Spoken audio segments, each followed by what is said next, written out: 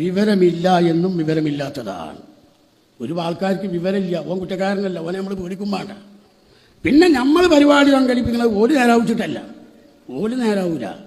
ഓല് നേരായാൽ നമുക്ക് അത്ഭുതമാണ്. കാരണം മഹാനായ അഷ്റഫുൽ ഖൽഖ് സ്വല്ലല്ലാഹു അലൈഹി വസല്ലം തങ്ങൾ പറഞ്ഞത്, ബിദ്അത്ത് എന്ന് പറയുന്നത് നായക്കളകുന്ന പേവിഷ പോലെയാണ്.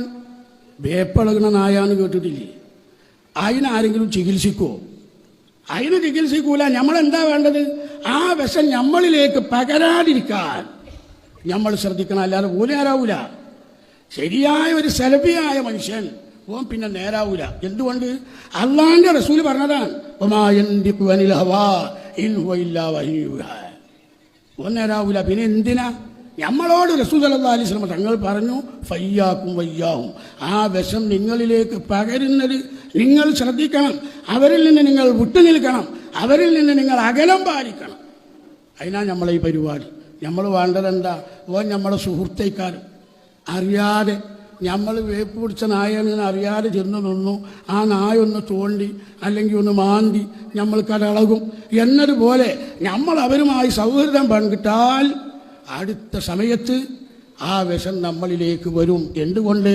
അനിൽ മർഇ ലാ തസ്അൽ വസൽ അൻ ഖരീനിഹി വകുല്ലു ഖരീനിൻ ബിൽ മുഖാറനി യഖ്തദി. കൂട്ടുകാരൻ ആരാ? അതെപ്പോഴും ശ്രദ്ധിക്കണം. എൻ്റെ കൂട്ടുകാരൻ സെലഫിയ, അടുത്ത് സെലഫിയോ, ഇതിപ്പോൾ സെലഫിക്ക് പഠിക്കുകയാണ്. അപ്പം അതുകൊണ്ട് നമ്മളെന്താ വേണ്ടത്? അവരിൽ നിന്ന് അകലം പാലിക്കണം. അകലം പാലിച്ചിട്ടില്ല എങ്കിൽ ആ മുസീബത്ത് നമ്മളെ പിടികൂടും.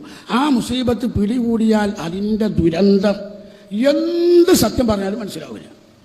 ഒരു വഹാബിയായ മനുഷ്യനെ വിളിച്ചിട്ട് ആയത്തിൽ ഇങ്ങനെ ഇല്ല, അതിൽ ഇങ്ങളില്ലേ എന്ന് പറഞ്ഞു പോകും, ഉത്തരം മുട്ടിയാലും ഓൻ നേരാവില്ല. കാരണം ഓൻ എന്ത് പറഞ്ഞാലും മനസ്സിലാകുന്ന അവസ്ഥയല്ല അവനുള്ളത്. അപ്പം അതുകൊണ്ട് നാട്ടുകാരായ ആളുകളോട് പറയാനുള്ളത്, അങ്ങനത്തെ ആളുകൾ നമ്മളെ കുടുംബക്കാരായിരിക്കാം, നമ്മളെ ആത്മസുഹൃത്തുക്കളായിരിക്കാം, അവരുമായി നമ്മൾ ബന്ധപ്പെടുന്നതിനൊരു പരിധി വേണം. അല്ല എങ്കിൽ നമ്മൾ അറിയാതെ ആ വിഷം നമ്മളിലേക്ക് പകർന്നാൽ, സലഫീസ് എന്ന് പറഞ്ഞൊരു ബിദ്അത്ത് മാത്രമല്ല, ഒരു ഭീകര പ്രസ്ഥാനമാണ്. ഈ നാട്ടിൽ കുഴപ്പമുണ്ടാക്കുന്ന ഒരു ഭീകര പ്രസ്ഥാനമാണ്. പല കിതാബിലും എഴുതിച്ചിട്ടുണ്ടല്ലോ. തായിഫിൽ സലഫികൾ വന്ന കാലത്ത് സുന്നികളായ ഉസ്താദുമാർ ദർസ് നടത്തിയിരുന്നു. ആ പള്ളിയിൽ നൂറുകണക്കിന് ആളുകൾ ഓടിയിരുന്നു. ഇബ്നു അബ്ബാസ് റളിയല്ലാഹുവിന്റെ പള്ളിയിൽ, ആ പള്ളിയിൽ വെച്ച് പോലെ തല വെട്ടിക്കൊന്നിട്ടുണ്ട്. പെണ്ണിന്റെ ഒക്കത്തിരിക്കുന്ന കുട്ടികളെ തലവെട്ടി, നീ വളരാൻ പോകുന്ന മുശ്രിക്കാണെന്ന് പറഞ്ഞിട്ടുണ്ട്.